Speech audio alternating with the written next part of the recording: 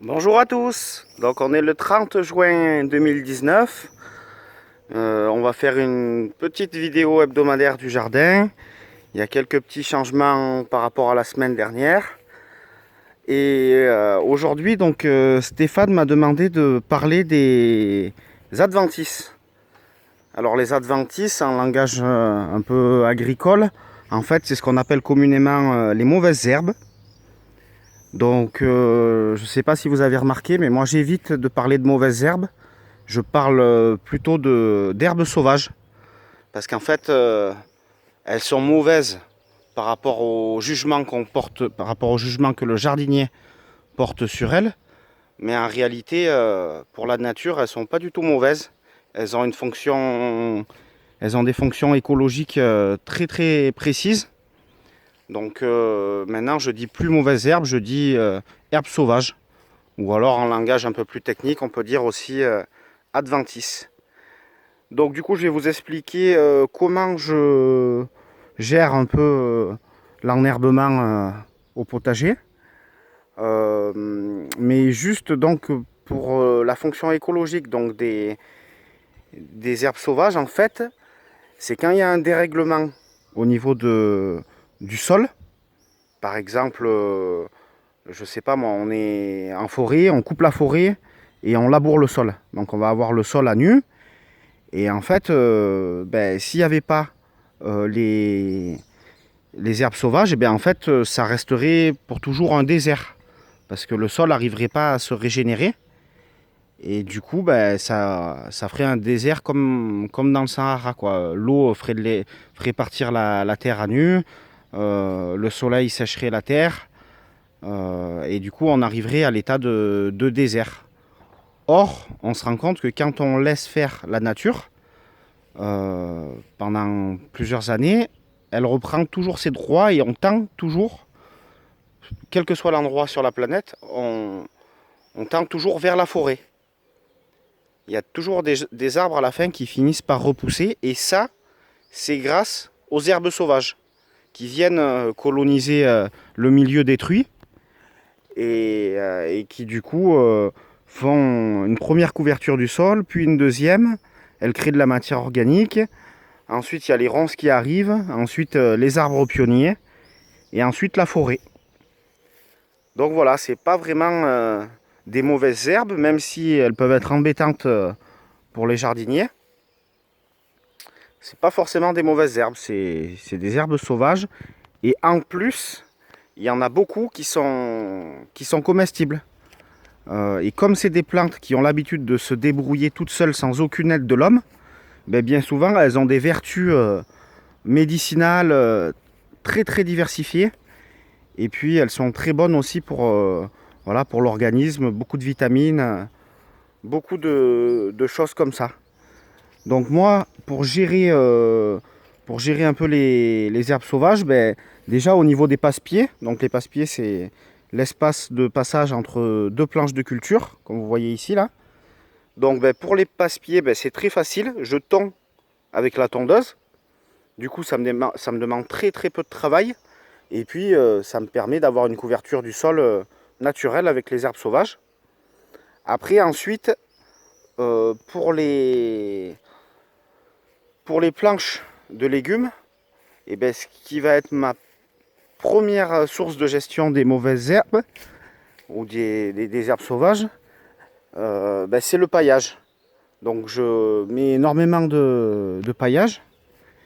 Et du coup, ça empêche la germination des, des herbes sauvages parce que les graines ne voient pas forcément le jour puisqu'elles sont sous le paillage. Et du coup j'ai pas beaucoup d'herbes sauvages grâce au paillage. Donc là, hein, la preuve, ça c'est un paillage qui a été mis au même moment que j'ai mis les cultures. Et là, vous voyez quand même, il n'y a pas trop d'herbes sauvages. Donc là, l'herbe qu'on voit avec les petites fleurs blanches, c'est du liseron.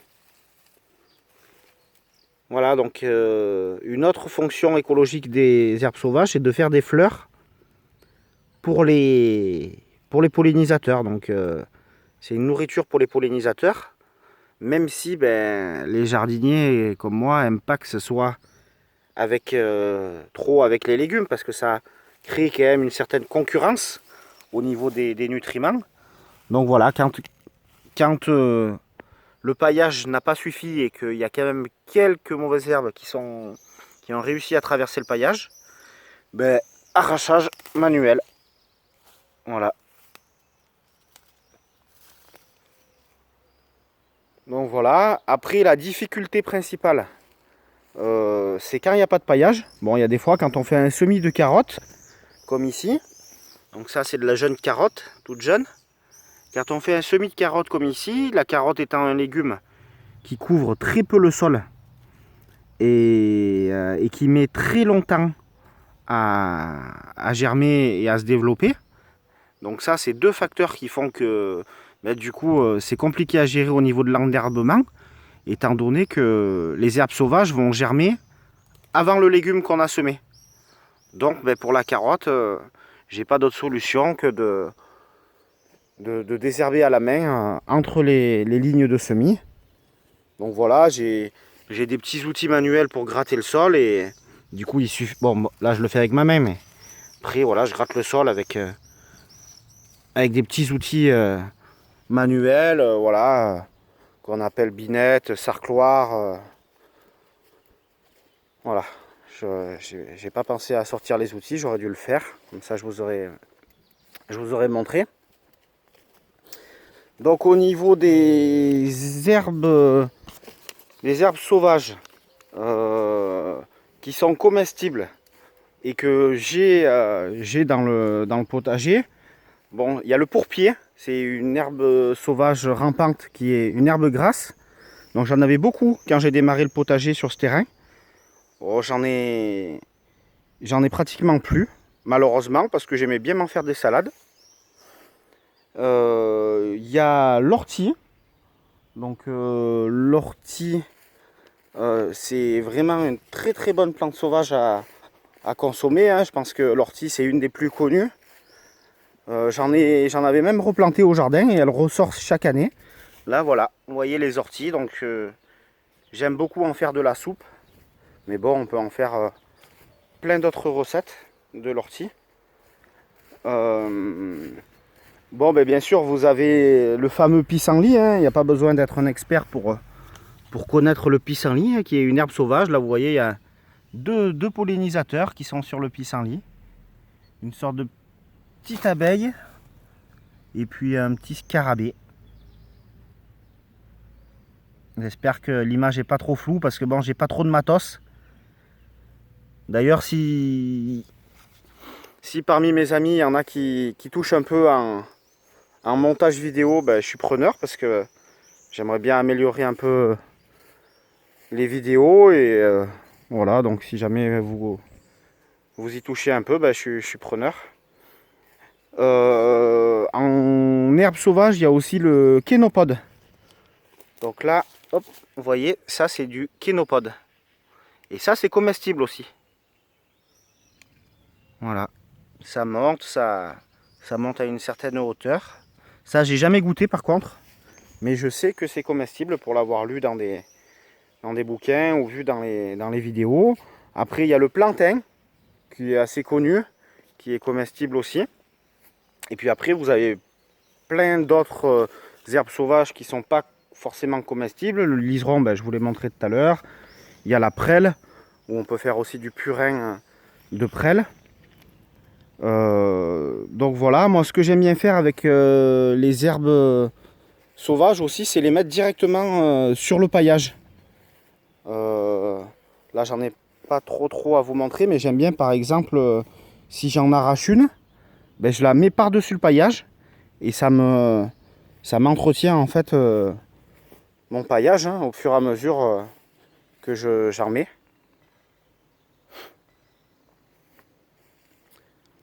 Donc voilà, au niveau de la gestion des mauvaises herbes, j'essaye d'y passer du coup grâce à ces techniques-là le moins de temps possible.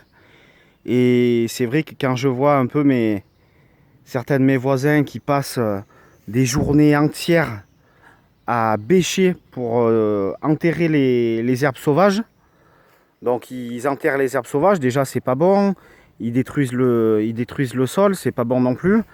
Et puis du coup ça regerme de suite derrière parce que le sol est à nu, quoi. Donc en gros, tous les 15 jours, il faut qu'ils réitèrent l'opération.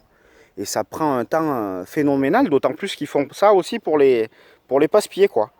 Même là où il n'y a pas de légumes, ils sont obligés de bêcher parce que pour eux, un jardin entre guillemets propre, c'est un jardin où il n'y a pas une herbe sauvage.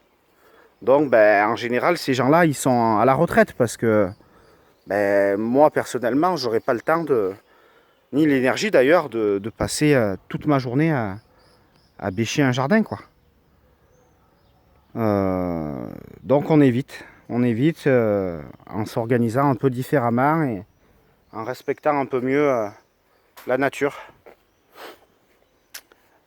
Du coup, ben, j'espère que j'ai été assez exhaustif sur la gestion des herbes sauvages. Voilà, donc le potager, ça pousse bien. La canicule, ben, pour l'instant, elle n'a pas trop été méchante avec les plants. Pour l'instant, ça survit bien, ça continue à se développer et à produire. La nouveauté, c'est que j'ai mis en place mon goutte à goutte.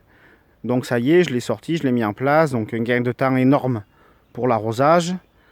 Voilà, donc pour le goutte à goutte. Là, j'ai un projet c'est en cours, donc de faire des carrés potagers. Donc il faut que je les dispose un peu mieux pour me laisser le passe-pied qui sera tondu avec la tondeuse. Donc il faut que je calcule les distances. Et ensuite, ça, je vais le remplir de... Bah, là, j'ai du fumier de cheval, donc je vais mettre du fumier de cheval à ras-bord. Et ensuite, ben, il y aura de la fraise et il y aura de la menthe, parce que ma chérie m'a demandé de la menthe. Donc ben, je fais ce qu'elle me demande pour qu'après elle puisse l'utiliser comme elle le veut en cuisine. Voilà, et la dernière petite chose que je vous montre, ben voilà. Donc malheureusement, il y a une poupoule qui est décédée au poulailler. Donc eh ben, ce que je fais quand c'est comme ça, ben, elle va retourner à la terre directement dans la planche de légumes. Hop, voilà. Du coup, je pense elle n'a pas réussi à pondre son œuf. Pêcheur, ça fait 3 ans que je l'avais, cette poule. Elle était un peu handicapée, mais je l'ai toujours regardée. Et puis bon, elle était contente de vivre au poulailler. Et ben là, ben, elle va retourner à la terre. Donc, parce qu'en fait, dans le commerce, ils vous vendent des engrais bio à base de farine de plume, de poudre d'os et de farine de sang. Donc vous payez ça super cher. Ah, bon, c'est sûr que bon, c'est bio, hein. Mais bon, moi je vois pas trop l'intérêt, hein, comme je vous expliquais. Moi j'ai un engrais naturel que je produis moi-même, c'est l'urine, c'est gratuit. Et puis du coup, ben, quand j'ai une poule ou un animal qui décède, et ben, je le mets directement en terre. Et puis du coup, ben, les bactéries du sol vont faire en sorte de la dégrader et de rapidement la transformer en azote et du coup assimilable pour les plantes. Donc la petite poupoule, elle a bien profité de toute sa vie de ce que lui a apporté la terre, en nourriture, en eau. Et puis maintenant que elle a quitté cette terre, elle retourne à la terre et puis elle va permettre à d'autres êtres vivants de manger. Voilà, c'est le cycle de la vie et on retournera tous à la terre un jour. Donc là aujourd'hui, c'était l'heure de notre poupoule. Voilà, donc là, je l'ai mis à l'endroit où j'avais déjà ramassé j'ai commencé à ramasser les pommes de terre. Pommes de terre, elles sont bientôt prêtes à ramasser. Là, on le voit quand elles sont bien sèches là. Ça veut dire que je vais pouvoir commencer à les ramasser pour pouvoir les conserver plusieurs mois. Et donc ensuite, je vais repailler de suite pour pas que la terre soit à nu. Et très rapidement, là, normalement dans la semaine ou dans les 2 semaines qui suivent, il va falloir que j'enchaîne par le repiquage des choux et des poireaux. Voilà, merci d'avoir suivi cette vidéo. J'espère qu'elle vous aura été utile. Et puis bisous à tout le monde et bon dimanche. Au revoir.